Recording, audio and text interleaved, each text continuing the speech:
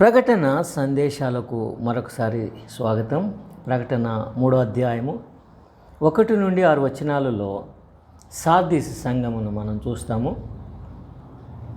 Sardis ఒక మృత సంఘము. Sardis a dying church. Sardis a church that needs revival. మృత సంఘము అంటే కదలికలు లేనిది, క్రియలు లేనిది, జీవము లేని సంఘము, ఉజ్జీవాన్ని కోల్పోయినటువంటి సంఘము. ఒక వ్యక్తి మంచమున జీవము లేకబడి ఉంటే ఆ కుటుంబానికి ఎంత ఆవేదన ఉంటుందో ఒక సంఘ స్థితిని బట్టి ప్రభువు కూడా అంతకన్నా ఎక్కువ వేదన పడతాడనడంలో సందేహం లేదు. మొదటిగా సార్దీస్లో ఉన్న సంఘపు దూతకి ఇలాగు రాయము అంటున్నారు ప్రభువారు.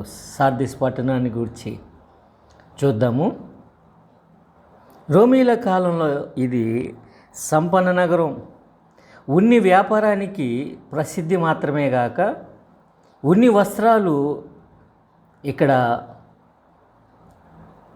తయారు చేయబట్టమే కాకుండా ఉన్ని వస్త్రాలు ఇక్కడనే కనుగొనబడ్డావనే నమ్మకం కూడా ఉంది.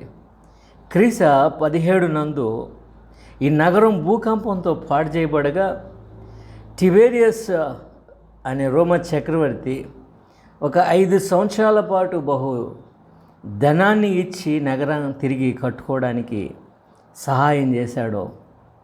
అయితే యోహాను ఈ పత్రిక రాసే కాలం నాటికి ఇది మరలా జీవము కళ కోల్పోయినదిగా ఉంది. ప్రజలు సైతం బహు నిరాశలో ఉండి సోమరులుగా ఉండిపోయినట్టుగా కనబడుతూ ఉంది. ఈ నగరం యొక్క ఈ దీన స్థితి వాతావరణం సంఘ జీవితాన్ని కూడా ప్రభావితం చేసినట్లు అగుపడుతూ ఉంది. రెండవదిగా మాట్లాడుచున్న ప్రభువు ఆయన గూర్చి ఏమని చెప్పబడుతుందంటే 7 నక్షత్రములను దేవుని 7 ఆత్మలను గలవాడు చెప్పు సంగతులేవనగా 7 నక్షత్రములను దేవుని 7 ఆత్మలను గలవాడు. 7 నక్షత్రములు ఆయన 7 సంఘములను, ఆయన 7 సంఘ దూతలను పేర్కొంటూ ఉండగా దేవుని 7 ఆత్మలు ఆయన పరిపూర్ణ దైవగుణములను, పరిశుద్ధాత్మ 7 వరములతో ఆయన పరిపూర్ణ దైవత్వాన్ని తెలియజేస్తూ ఉన్నాయి. ప్రకటన గ్రంథము 5వ అధ్యాయం 6వ వచనం నందు గొర్రెపిల్ల 7 కన్నులు అన్న పదము కూడా ఇదే భావాన్ని మనకు ఇస్తూ ఉంది.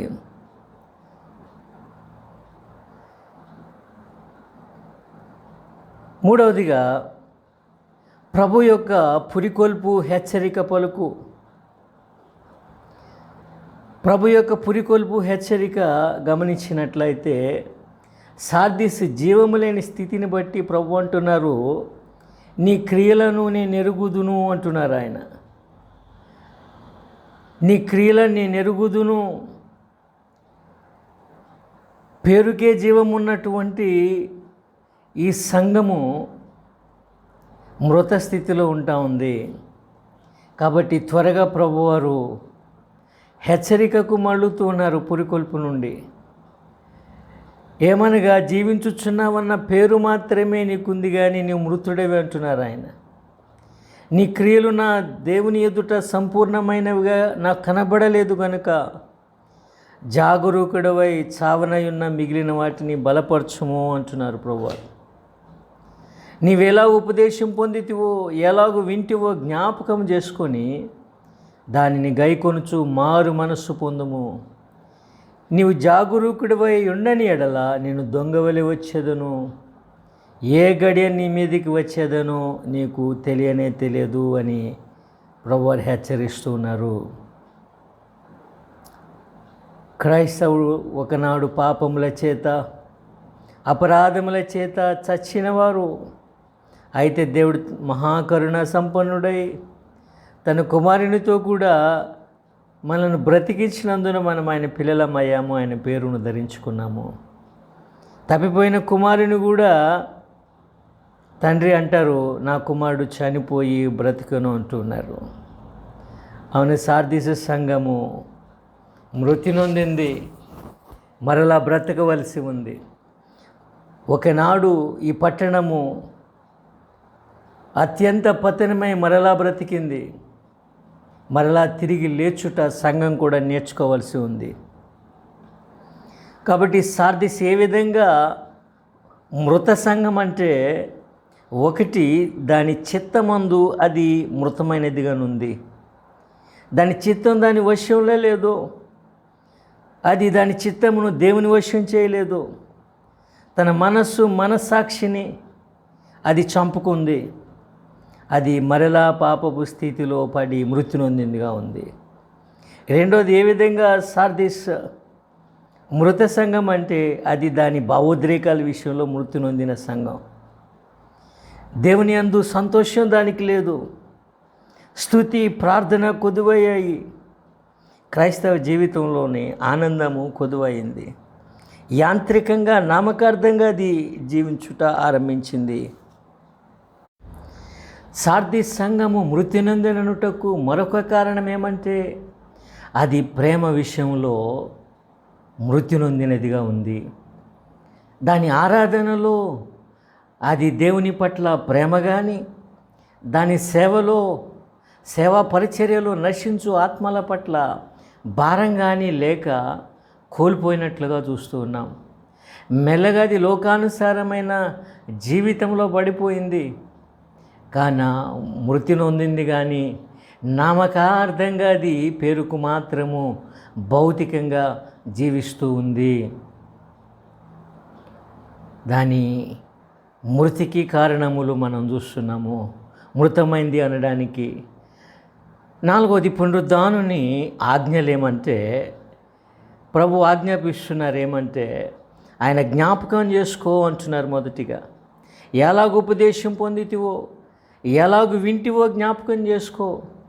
నాటి పశ్చాత్తాపం, నాటి కన్నీరు, నాటి ఆసక్తి, నడున్న జీవం, నడున్న బలం, నాడున్నటువంటి ఆత్మలోని తీవ్రత, నాడు నువ్వు పొందుకొనిన క్షమాపణ అనుభవం, రక్షణ అనుభవం, కృతజ్ఞతా భావము, కన్నీటితో దేవునిని వేడుకొనిన విధం, ప్రార్థించుకొనిన విధం, ఆయన ఉపదేశానికి నీవు లోబడిన తీరు జ్ఞాపకము చేసుకోమని ప్రభువారు సెలవిస్తూ ఉన్నారు. జ్ఞాపకం చేసుకో.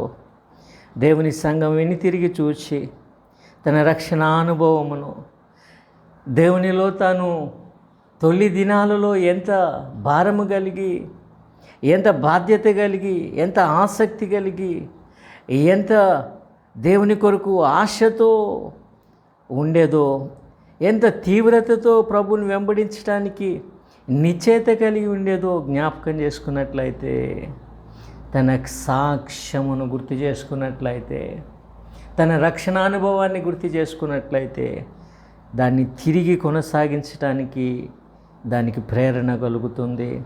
దేవుని పిల్లలకు అది చాలా ప్రాముఖ్యము, తిరిగి ప్రేరేపింపబడటానికి. అందుకే ప్రభువారు నీవు ఎలాగ ఉపదేశం పొందితో, ఎలాగ వింటివో జ్ఞాపకం చేసుకో అంటున్నారు. రెండవదిగా, దాన్ని గైకొనుము అంటున్నారు. Keep the commandments of the lord. నువ్వు పొందిన ఉపదేశమందు ప్రభు నీతో మాట్లాడిందేమో, నీకు ఆజ్ఞాపించిందేమో, నువ్వు చేసుకునే నిబంధనేమో, నువ్వు చేసుకున్న తీర్మానమేమో, ఆయన ఆజ్ఞలు గట్టిగా పట్టుకుంటానని, ఆయన పాదాలు విడిచిపెట్టానని, వెనుతిరిగి చూడనని, ప్రభు కొరకు జీవంతో ముందుకు సాగిపోతానని, సిలువే తన ఎదుట పెట్టుకుంటానని నీవు తీర్మానం చేసుకున్నది, ప్రభు ఆజ్ఞల కొరకు నీవు ఆశించింది, ఆయన వాక్యం కొరకు నీవు ఆశించింది, నీవు జ్ఞాపకం చేసుకొని ఆయన ఆజ్ఞలను గైకొను, ఆయన మాటకు లోబడుము అని ప్రభువారు సెలవిస్తున్నారు. మూడవ ఆజ్ఞ ఏమంటే, మారు మనస్సు పొందుము అంటున్నారు ఆయన. మారు మనస్సు పొందు. నీవెప్పుడో నీ రక్షణ పొందిన నాడు 10 సంవత్సరాలు, 20 సంవత్సరాలు, 30 సంవత్సరాల క్రితము నువ్వు పొందిన మారు మనస్సును గూర్చి ప్రభువారు మాట్లాడలేదు. నేడు నీవు పొందవలసిన మారు మనస్సు, లేదా అనుదినము నీవు పొందవలసిన మారు మనస్సును గురించి, అనుదిన మారు మనస్సును గూర్చి ప్రభువారు విశ్వాసిని సంఘమును ఆయన హెచ్చరిస్తున్నారు. ఆయన సంఘమునకు ప్రభు ఆయన స్వయముగా మనకు ఆజ్ఞనిస్తున్నారు. మారు మనస్సు పొందమంటున్నారు. మారు మనస్సు అంటే ఒక మారు ఆగి వెళుతున్న మార్గాన్ని సరిచూసుకొని, సరిగాకపోతే వెనుతిరిగి యూటర్న్ తీసుకొని ఆయన తట్టు మళ్ళుకొనుట మారు మనస్సునందు ప్రాముఖ్యము. నాలుగవదిగా జాగరూకుడవు కమ్ము అంటున్నారు. 4వ ఆజ్ఞ జాగరూకుడవు కమ్ము అని ప్రభువారు సెలవిస్తున్నారు. మేలుకొలుపు చాలా ప్రాముఖ్యము. ప్రభు మేలుకో అంటున్నారు జాగరూకుడవు కమ్ము అనుటలో. నిద్రించుట సరికాదో, మేలుకొనాలి, కనిపెట్టాలి, లేచి నిలవాలి, బలపడాలి. చచ్చినది బ్రతకదు, కానీ కనీసం చావనై ఉన్న దానిని బ్రతికించుకోవాల్సిన ఆవశ్యకత సంఘానికి ఉంది అని ప్రభువారు ఆజ్ఞాపిస్తున్నారు. Watch, let us keep awake and be sober. వాక్యమందంతటా మేలుకొనుటను గూర్చి, మెలకుగా ఉండటాన్ని గూర్చి, కనిపెట్టుని గూర్చి హెచ్చరికలు మనకు అగుపడతాయి. మత్తయి సువార్త 24:42, తెస్సలోనిక 5వ అధ్యాయం 6వ వచనాలలో మేలుకొనుమని దేవుని వాక్య హెచ్చరిక చేస్తూ ఉంది. 5వది బలపరుచుకో, చావనై ఉన్న అవయవములను బలపరుచుకో, జాగ్రత్త పెట్టుకో. అవి కూడా నిర్జీవమైతే సంఘము పూర్తిగా చచ్చిపోతుంది. పూర్తిగా తన యొక్క లక్ష్యములో చనిపోతుంది. తన జీవాన్ని కోల్పోతుంది. తను చేయవలసింది చేయలేకపోతుంది. ఒక్కొక్కటిగా చావనై ఉన్న అవయవమును బ్రతికించుకొని, బలపరుచుకొని, మరలా సంఘమును శక్తిగల సంఘంగా నిలుపుకోవాల్సిన ఆవశ్యకత సంఘానికి ఉంది. సంఘపు నాయకత్వానికి ఉంది. సంఘపు దూతకుంది. బ్రతుకుటకైన ఆశ ప్రతి జీవి కూడా అగుపరుస్తుంది. చావుకు తను అప్పగించుకోదు. ఒక మనుష్యుడు చాలా నిరాశ నిస్పృహలో మాత్రమే చావును ఉద్దేశిస్తాడో, నిరాశ నిస్పృహలు వీడి తను బలపరుచుకొని, బలపడి లేచి ప్రభువును సేవించుకోవాల్సిన ఆవశ్యకత సంఘానికి ఉందని ప్రభువారు సెలవిస్తూ ఉన్నారు. పాపమను మృతమును బట్టి, ఆచారపు మృతమును బట్టి, అబద్ధ బోధైన మృతమును బట్టి, నామకార్థతైన మృతమును బట్టి సంఘమును మరలా కాపాడుకోవాలి, బలపరుచుకోవాలని ప్రభు హెచ్చరిక చేస్తున్నారు. 5వది మెప్పు. 4వ వచనం ప్రభు అంటారు, అయితే తమ వస్త్రములను అపవిత్రపరచుకొనని కొందరు సార్దిస్సులని యొద్ద ఉన్నారు, వారు అర్హులు అంటున్నారు ప్రభువారు. ఇది మృత సంఘం కాబట్టి అబద్ధ బోధల ప్రభావం కానీ, యూద మతం నుండి హింసల ప్రభావం కానీ సంఘం మీద లేదు. సంఘమందు సాక్ష్యము, సేవ కొదువయ్యాయి. సాతాని సంఘముతో పెద్దగా పోరాటం చేయాల్సిన పని లేదు. ఎందుకంటే ఇది మృత సంఘం. జీవగల సంఘానికి పోరాటాలు ఉంటాయి, శ్రమలు కలుగుతాయి. అయితే దేవుని కృప ఏమనంటే, ఇంకా జీవము కలిగిన అవయవములు ఉన్నాయి. తమ వస్త్రములను అపవిత్రపరచుకోనని కొందరు సార్దిస్సులోని యొద్ద ఉన్నారు అంటున్నారు ప్రభువారు. కొద్ది అవయవములలో జీవముంది కాబట్టి నమ్మకమైనటువంటి శేషం మెల్లగా బలమునుంది ప్రార్థనతో పోరాడి చావనై ఉన్న వాటిని బ్రతికించుకోవాల్సిన అవసరత ఉంది. తమ వస్త్రాలు అపవిత్రపరచుకోనని వారికి మెప్పు ఉంది. 6వదిగా వారికి వాగ్దానం ఉంది. ప్రభు ఇస్తున్న వాగ్దానం ఏమంటే, జయించు సంఘమునకు ప్రభువారు వాగ్దానం ఇస్తున్నారు. తమ వస్త్రములు అపవిత్రపరచుకొనని సంఘానికి ఈ వాగ్దానము.